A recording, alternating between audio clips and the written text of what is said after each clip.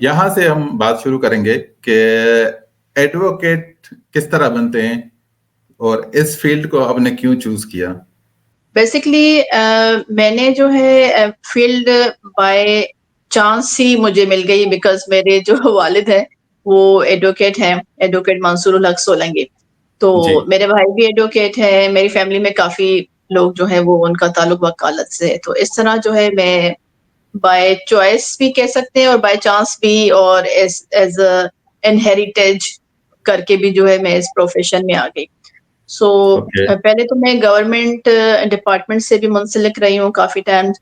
और पहले मैं नैब में थी, स्पेशल प्रोसिक्यूटर जनरल। उसके बाद फिर मैं असिस्टेंट एडवोकेट जनरल रही सिंध हाई कोर्ट में। ओके। अभी मेरी प्राइवेट प्रैक्टिस है। तो इस तरह से जो है वो यहीं से मेरी एजुकेशन भी यहीं से ही मैंने कंप्लीट की है, कराची से, कराची यूनिवर्सिटी से मैंने मास्टर्स की है, इंग्लिश में मास्टर्स किया है, इंटरनेशनल रिलेशंस में। और एलएलबी एंड एलएलएम भी मैंने यहीं कराची यूनिवर्सिटी से ही किया है। बहुत जबरदस्त। अच्छा, अगर कोई पेरेंट्स अपने बच्चों को मोटिवेट करना चाहें तो किस तरह मोटिवेट कर सकते हैं? क्योंकि मोस्टली हमारे पास जो ट्रेंड चल रहा है, मेरा बेटा या मेरी बच्ची जो है वो डॉक्टर या इंजीनियर बनेगी, क्योंकि वो उनको बहुत इजी लगता है या उनको दूसरी फील्ड्स का पता नहीं होता। आप क्या समझती हैं कि उनको किस तरह अपने बच्चों को मोटिवेट करना चाहिए? मोटिवेट लॉ में आने के लिए जी जी। लॉ में बेसिकली तो आने के मेरा लिए या फिर हम दूसरी फील्ड्स हैं, जिस तरह नेवी हो गया, आर्मी हो गया, पाकिस्तान की बहुत सारी राइट राइट फील्ड्स हैं, आईटी है, मुख्तलिफ फील्ड्स हैं, उसमें वो इतना खौफ क्यों नहीं खाते जितना कि इन फील्ड्स में खाते हैं? बिल्कुल। असल में जनरल जो कंसेप्शन है और जनरल जो नॉलेज है वो एक तरह से ये है कि डॉक्टर, इंजीनियर और फिर लॉ को भी, एलएलबी को भी लोग जो है वो काफी जो है वो आ रहे हैं इस प्रोफेशन में। लेकिन हमारी जो जी सोच है वो यहाँ तक महदूद है। और काफी ऐसे इदारे हैं और स्टडीज हैं जिनका जनरली जो है वो लोगों को पता नहीं है। तो इसलिए जो आम जो पेरेंटिंग है उनको इस बारे में नॉलेज नहीं है। लेकिन ये कि अभी काफी जो है वो टाइम चेंज होता जा रहा है और बच्चे जो है वो खुद भी एक्सप्लोर कर रहे हैं अपनी फील्ड में आने के लिए। लेकिन ज़ाहिर है कि एज ऐसी होती है बच्चों की, इंटर लेवल पे या मैट्रिक लेवल पे या ग्रेजुएशन के भी जो स्टार्टिंग इनिशियल जो ईयर होते हैं, तो बच्चों जी। की जो वो माइंड सेट है वो इतना ज़ाहिर है कि स्ट्रांग नहीं होता है। तो उनको ज़रूरत ज़रूर रहती है कि पेरेंट्स उनको जो है वो गाइडलाइन दें और मोटिवेट करें कि किस फील्ड में आना है। तो इसके लिए ये है कि बेसिकली तो पहले तो पेरेंटिंग एजुकेशन भी ज़रूरी है, लेकिन ज़ाहिर है कि उस तरह का हमारे पास सोशली वो अभी है नहीं। लेकिन मेरे ख्याल से कि अब काफ़ी बेहतरी आ रही है। लोग जो है मुख्तलिफ फील्ड्स को, जैसे नेवी है, आर्मी है, इसमें भी आ रहे हैं। और बिल्कुल। काफ़ी वक़्त चेंज हो गया है और लॉ में भी बेसिकली आजकल तो काफ़ी जो है वो स्कोप है और बच्चे इस तरफ भी आना चाह रहे हैं और आ भी रहे हैं। सही बात है, मगर हम हमें सिर्फ मैं जहाँ तक मेरे नॉलेज में है, और हमारे पेरेंट्स को भी मैं ये बताना चाहूँगा कि उनको चाहिए कि अपने बच्चों को नर्सरी से और केजी से उनको इंस्टिंक्ट की जो है ना तरबियत देनी चाहिए। उनको वो चीज़, जिस तरह खिलौने हम देते हैं, उनको वो चीज़ दें जो जो मतलब टॉयज़ दें जिससे उनकी जो इंटरेस्ट बढ़ जाए। क्योंकि बच्चा बिल्कुल, तो खेल रहा है, मगर वो अगर उनको हम जेट लेके देंगे, वो उसको पता है कि वो जेट किस तरह उड़ेगा, क्या होगा, किस तरह उसको कहें कि इसको खोल के दिखाओ, तोड़ के दिखाओ, मतलब वहां से राइट। एजुकेशन जो है ना एक्चुअली शुरू हो जाती है। मगर हम इस चीज के ऊपर तवज्जो नहीं देते। अगर हमारे बच्चे ने जहाज तोड़ दिया तो उसको पहले तो दो चमाट पड़ेगी। बिल्कुल। और फिर ये भी है ना कि हमारा जो एजुकेशनल जो सिस्टम है वो भी बहुत डिफरेंट है। जो गरीब का बच्चा है वो गवर्नमेंट स्कूल में पढ़ रहे हैं और बाकी जो लोग अफोर्ड कर सकते हैं वो प्राइवेट में पढ़ रहे हैं। तो जो उनके हिसाब से जो उनकी एजुकेशन है वो उसमें बहुत डिफरेंस आ जाता है। और एजुकेशन में डिफरेंस आ जाता है तो फिर उनकी सोच समझ भी उस तरीके से डेवलप होती है। तो आगे जाके जॉब अपॉर्च्युनिटीज भी फिर उनके लिए निकलती हैं। तो ये तो ज़ाहिर है कि पेरेंटिंग से ज़्यादा गवर्नमेंट लेवल पे ये बात है कि स्कूल सिस्टम, एजुकेशन, कम से कम बुक्स जो है, सिलेबस है या टीचिंग के जो है वो सेम होने चाहिए। तो इस वजह से जो है वो काफ़ी जो है फ़र्क पड़ गया है। लोगों की उसमें यानी कि जो सिलेबस है डेवलपमेंट। हमारा, वो पुराना सा सिलेबस हमारा चलता हुआ आ रहा है, जिसमें हम हुँ, मतलब एक सदियों से, ऐसे कहेंगे सालों से वही सिलेबस है, उसमें कोई चेंजेस नहीं है। और सबसे बड़ी बिल्कुल, बात ये है कि हम जो प्रैक्टिकल है ना, उसके ऊपर तवज्जो नहीं देते। जिसकी वजह से हमारे जो बच्चे हैं, जो नौजवान नस्ल है, जो ग्रेजुएट हो रहे हैं, उनमें वो कॉन्फिडेंस नहीं है। क्योंकि अगर हम बिल्कुल। स्टार्टिंग से, जिस तरह आप फॉरेन की एजुकेशन देखेंगे, अमेरिका में चले जाएं या चाइना में चले जाएं, तो उनकी एजुकेशन ऐसी होती है कि स्कूल में ही उनको जो पढ़ाया जाता है वही पढ़ाया जाता है, उनको कोई बर्डन नहीं होता, ना हुँ। कोई इतना भारी बस्ता उनको मतलब जो है ना। स्टार्ट से उनके पास एक फ़ील्ड होती है ना, कि वो फ़ील्ड जी, का ही पढ़ते हैं। बिल्कुल, बिल्कुल, उनसे मतलब एक प्रॉपर वे में जो है ना, बच्चे को एक मतलब सांचे में डाल दिया जाता है कि हाँ भाई, आपको ये बनना है और आपकी जो है ना प्रायोरिटीज़ ये है और इस फ़ील्ड में जाना है। मगर हमारे पास बिल्कुल, 12 साल तक तो बच्चे को मतलब ये 2 चीज़ें पढ़ता है कि भैया मुझे इंजीनियरिंग में जाना है या फिर मेडिकल में जाना है। फर्स्ट ईयर इंटर में उसको जो ज़िंदगी का सवाल बन जाता है। अगर ठीक वहाँ है। से आप ट्विस्ट लेते हैं, तो वहाँ पर मुख्तलिफ फ़ील्ड्स में आप जा सकते हैं, जिस तरह आर्मी हो गई, पाकिस्तान आर्मी कोई जॉइन कर सकता है, आप नेवी में जॉइन कर सकते हैं, आप एविएशन में चले जाएँ, एयरपोर्ट्स पे चले जाएँ, जो मतलब आईटी डिपार्टमेंट से बहुत सारे ऐसे डिपार्टमेंट में जहाँ पर उनको अपने करियर को बूस्ट कर सकते हैं, मगर हम काफ़ी पीछे हैं, एक बिल्कुल, लिहाज कॉलेज से। लेवल पे ख़ास तौर पे कॉलेज लेवल पे जब बच्चा ज़ाहिर है कि उस एज में आ जाता है फर्स्ट ईयर इंटर में, तो वो जी, उसकी मेंटल लेवल इस लेवल पे आ जाती है कि वो डिसीज़न वहीं पे वो ले सकता है। आर्ट्स लेता है या साइंस के सब्जेक्ट लेते हैं, तो उसी में ही जी, उनको जो है फिर डॉक्टर, इंजीनियर का ही पता होता है। हालाँकि जैसे आपने कहा कि आईटी हो गई या अगर कोई लेक्चरशिप में या टीचिंग साइड पे जाना चाहता है, साइंटिस्ट उसमें बिल्कुल, जाना चाहता बिल्कुल। है, तो जो है वो फ़ील्ड उस वक़्त जो है असल में टीचर्स भी उस लेवल के नहीं हैं और वो फिर वहाँ से गाइडेंस भी नहीं मिलती है क्योंकि स्कूलिंग और कॉलेजेस जो है उनकी भी तो ज़रूरत है कि क्योंकि वालिदैन जो है वो सब इस लेवल के नहीं कि वो बच्चों की उस तरीके से काउंसलिंग कर सकें। बेसिकली मेरे ख़्याल से ये ज़िम्मेदारी जो है वो स्कूल और कॉलेजेस की भी है। इसमें मुझे जो अंदाज़ा है, इसमें सारे कसूरवार ठहराते हैं, क्योंकि घर में जो है जो फर्स्ट एजुकेशन है वो आपके पेरेंट्स हैं, वहाँ से हुँ, बच्चा जो है स्कूल चला जाता है। स्कूल सेकंड हम कहते हैं कि एजुकेशन हाउस है उनका। तो जी, जी। जहाँ से घर की तरबियत और स्कूल की तरबियत जब दोनों एक साथ में मिलती हैं, तब जाके वो बच्चा जो है वो एजुकेटेड कहलाता है या सीखता है अच्छी मतलब जो प्रॉपर वे में वो सीख जिसे कहते हैं। तो दोनों को प्रॉपर वे में चलना चाहिए। पेरेंट्स को अपने बच्चे के ऊपर नज़र रखना चाहिए कि मेरा बच्चा क्या पढ़ बिल्कुल, रहा है, क्या नहीं पढ़ रहा, किसमें इंटरेस्ट रख रहा है। स्कूल टीचर्स को भी इस चीज़ का जो है बहुत ध्यान रखना चाहिए कि हम सैलरी ले रहे हैं, तो बच्चों को अपने ईमानदारी के साथ पढ़ाएँ। ना कि जी। जस्ट स्कूल जाना है, सिर्फ टाइम पास करना है और फिर वापस घर चले जाना है। जब तक हम सिंसियर नहीं होंगे अपनी ज़ात के साथ, तब तक हम रिज़ल्ट डिलीवर नहीं कर सकते। जी, असल में माहौल में भी बड़ी तब्दीली आ चुकी है। इस तरह से कि जो आजकल जो बच्चे जो कॉलेजेस जा रहे हैं वो वहाँ पे जो है एक तरह से मेरा ज़ाती ये ख़्याल है कि बड़ा मॉडर्न सा एक कल्चर हो गया है। यानी बाहर अगर बच्चे जाते हैं कॉलेजेस में तो वहाँ पे बड़ा मॉडर्न सा कल्चर हो गया है। वहाँ पे यानी कि सिंगिंग, डांसिंग और हर तरह की एक्टिविटीज़ और ये रैप और इस तरह की चीज़ें और घर आते हैं तो घर में वो माहौल नहीं होता। तो ये आजकल ये भी बड़ा एक चैलेंजिंग हो गया है पेरेंट्स के लिए भी। तो घर आके उनको फिर दीन की और इस्लाम की बातें बताई जाती हैं, फिर बाहर भेजते हैं तो उनको एक अलग-सा माहौल यानी कि दोनों चीज़ें जो है ना वो बड़ी मिक्स हो गई हैं। तो बेसिकली मुझे ये बड़ा चैलेंजिंग लगता है बेसिकली पेरेंट्स के लिए भी ये जो आजकल का जो टाइम है, ये दौर है, ये एक तरह से बड़ा मुश्किल है और तरबियत ये बच्चों की जो है उसमें बड़ा फुकदान आ गया है। एक जिहाद है, मैं कह रहा हूँ कि बच्चों को इस दौर में पढ़ाना, उनको समझाना मतलब आगे से बच्चा रिएक्ट करता है। नहीं, ये इस तरह का जिहाद है।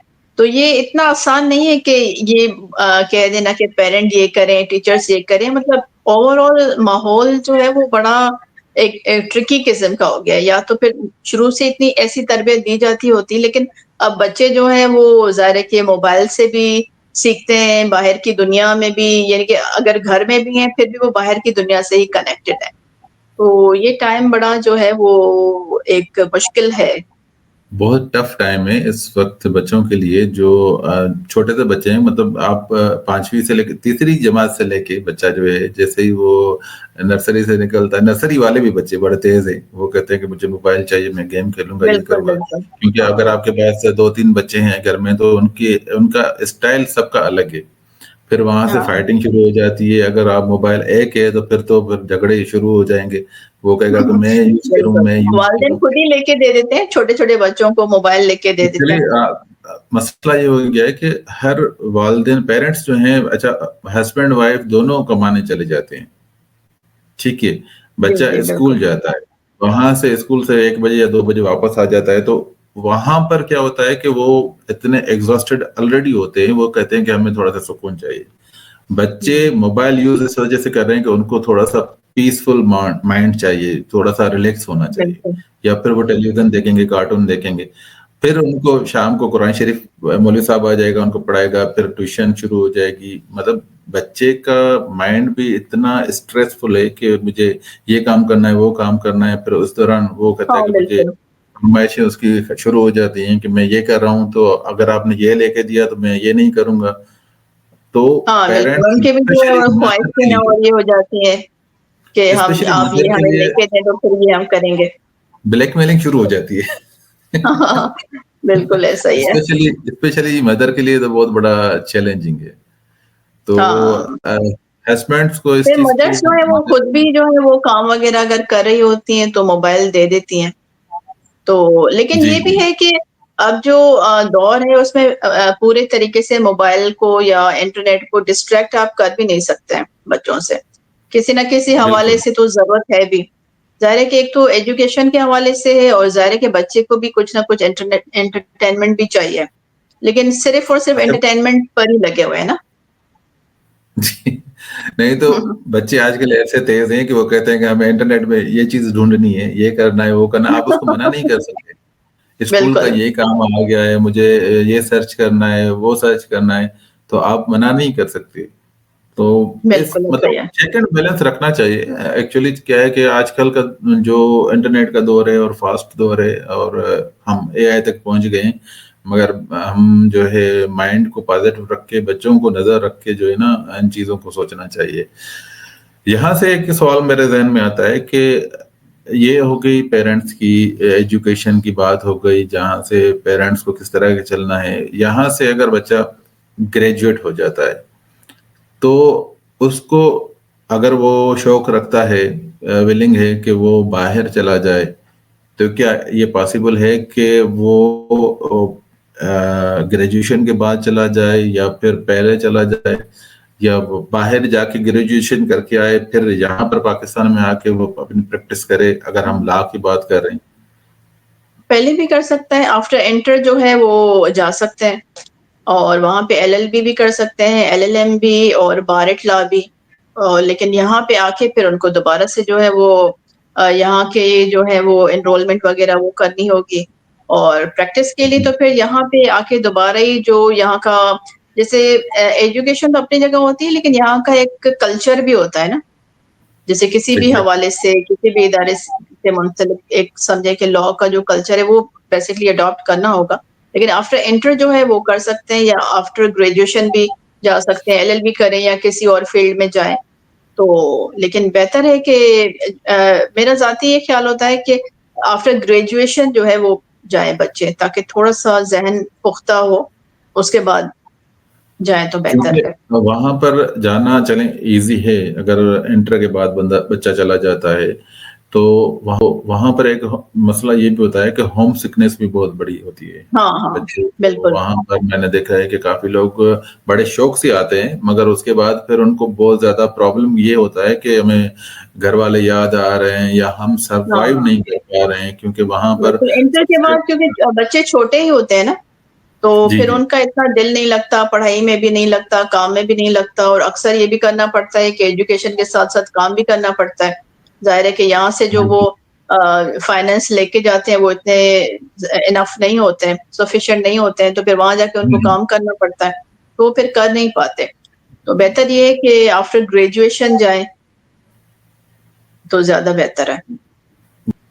इसमें पेरेंट्स को भी ये चीज़ सोचना चाहिए कि अगर आप अपने बच्चों के ऊपर इन्वेस्ट कर रहे हैं, तो इन्वेस्ट का भी कोई राइट टाइम होता है। हाँ, राइट टाइम बिल्कुल। पे राइट डिसीजन करना बहुत ज़रूरी है कि उनको किस टाइम पे जो है ना एजुकेशन के बाद भेजना चाहिए या पहले भेजना है।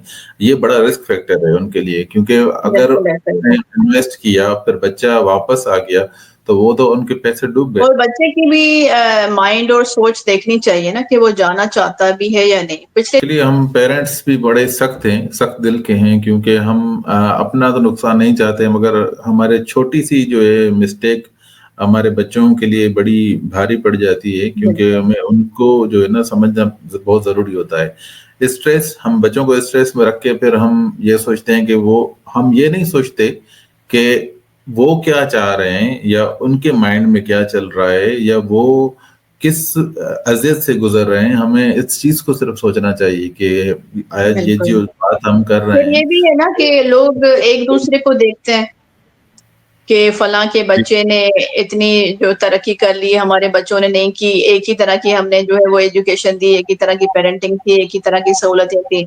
और ये जो मुकाबलेबाज़ियाँ, कॉम्पिटिशन होते हैं, तो वो जो बात भी कर रहे होते हैं, तो वो बच्चों के ऊपर असर अंदाज़ हो रही होती हैं, लेकिन शायद वालिदैन को पता नहीं चल रहा होता इस बात का। ये और चीज़। अच्छा, आप हमारे जो देखने वाले हैं उनको आप कोई मैसेज देना चाहते हैं जिनसे हमारे मैसेज से उनकी ज़िंदगी बदल जाए? हुँ। बस मैसेज राइट नाउ तो मेरे ज़हन में यही आ रहा है कि पेरेंट जो है वो जब बच्चों को बाहर भेजते हैं स्पेशली, तो उसमें ये देखें कि उनकी एज जो है वो कुछ मैच्योर हो और मेंटली वो स्टेबल हो, और वो ये भी देखें कि वो जाना चाहते हैं या नहीं चाहते। अ, अक्सर पेरेंट्स का ये होता है कि बाहर जाएँ बच्चे, और ज़ाहिर है कि पाकिस्तान की इकोनॉमी स्टेबल नहीं है। पेरेंट्स चाहते हैं कि बच्चे बाहर जाएँ, कमाएँ। एक तरह से ये बिल्कुल। सोच अच्छी भी है, लेकिन बच्चों के ऊपर जो है वो इज़ाफ़ी बोझ ना डाला जाए। तो उनकी भी राय शामिल होनी चाहिए, और एज जो है जब उनकी थोड़ी-सी मैच्योर हो, आफ्टर ग्रेजुएशन बच्चों को भेजा जाए तो ज़्यादा बेहतर रहेगा। और बिल्कुल, ज़ाहिर है बहुत कि अच्छी बात। बच्चों से भी पूछा जाएगा वो चाहते हैं, नहीं चाहते। वो कभी-कभी बच्चे तो अपने जो है वो लाइल्मी में यही कहते हैं कि ठीक है हम जाना चाहते हैं, लेकिन वालिदैन को इस बात का ख़्याल रखना चाहिए कि बच्चे की जो है वो मैच्योरिटी और मेंटल लेवल वो है या नहीं कि उनको बाहर भेजा जा सके। तो ये मैं कहना चाहूँगी। बहुत अच्छा मैसेज है। अच्छा, इसमें थोड़ा-सा मैं ये ऐड करता चलूँ कि ये चीज़ मैं ऐड करता चलूँ कि बच्चों को आप थोड़ा-सा रिलैक्स छोड़ें। सबसे पहली बात ये है कि उनकी राय को सुनें, उनकी सोच क्या है, वो किस फ़ील्ड पे जाना चाहते हैं। हमारे पास पाकिस्तान में बहुत ज़्यादा फ़ील्ड्स हैं। जैसे आप डॉक्टर डॉक्टर हैं, इंजीनियर बन जाएँ, मेडिकल में चले जाएँ या फिर आईटी में चले जाएँ, आर्मी में चले जाएँ, नेवी में चले जाएँ। बहुत ज़्यादा हमारे पास लॉ में चले जाएँ, जिस तरह हम आज बात कर रहे थे लॉ की, बहुत सारी हमने जो है बातें डिस्कस की हैं। पाकिस्तान में स्टडी करें या पाकिस्तान से बाहर स्टडी करें, किसी भी मुल्क में जाएँ, कहीं पर भी जाएँ, सबसे पहली बात ये है कि आपको मेहनत और हार्ड वर्किंग के साथ-साथ अपने आप से सिंसियर होना बहुत ज़रूरी है। जब तक आप बिल अपने साथ सिंसियर नहीं होंगे, आप किसी के साथ सिंसियर नहीं हो सकते, आप मुल्क के साथ सिंसियर नहीं हो सकते। आपको सबसे पहले जो चीज़ करनी चाहिए वो अपनी ज़ात के साथ सिंसियर होके फिर आप अपने मुल्क का नाम रोशन कर सकते हैं। यही मेरा एक छोटा-सा जो मैसेज है आप सबको देखने वालों को, कि अपनी ज़ात के साथ सिंसियर हों और पाकिस्तान के साथ सिंसियर हों, ताकि हमारा मुल्क जो इस वक़्त जिस कंडीशन में चल रहा है उसमें हम उसको बेहतर से बेहतरीन की तरफ लेके जाएँ और हम अपने मुल्क का नाम रोशन कर सकें। आप हमारे चैनल को लाइक करें, शेयर करें, कमेंट करें और हमारे यूट्यूब चैनल को भी लाइक करें, सब्सक्राइब करें, ज़रूर करें, और अपने कमेंट्स के साथ-साथ हमें बताते चलें कि आपको हमारा आज का इंटरव्यू कैसा लगा। मुझे उम्मीद है कि आपको आज का इंटरव्यू भी हमेशा जैसे दूसरे इंटरव्यू हमने किए हैं अच्छा लगा होगा, बहुत बेहतरीन की तरफ हम जा रहे हैं। अगर आपके ज़हन में कोई और आइडिया आए तो हमें अपने आइडियाज़ शेयर करें। हमें दीजिए इजाज़त। Thank you so much. तब तक के लिए अल्लाह हाफ़िज़। फ़ी अमानिल्लाह। पाकिस्तान ज़िंदाबाद।